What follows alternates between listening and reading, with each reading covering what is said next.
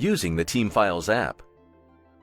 In this series of videos, we'll show you how to use the Team Files app and get things done faster, from the initial setup to advanced configurations.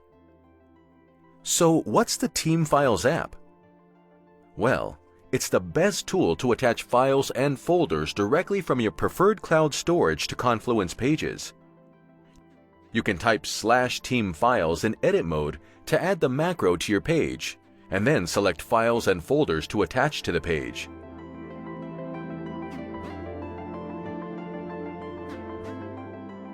This allows you to not only preview files in the right context, but also edit files directly.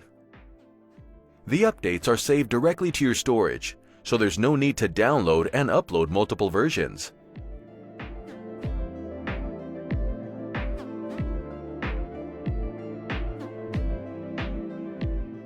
You also have access to the File Manager, where you can connect all the folders you need. By default, everyone in the team can use connected folders to preview and edit files, create new ones, and upload as needed. The app supports many popular services, including SharePoint, Google Drive, and Dropbox.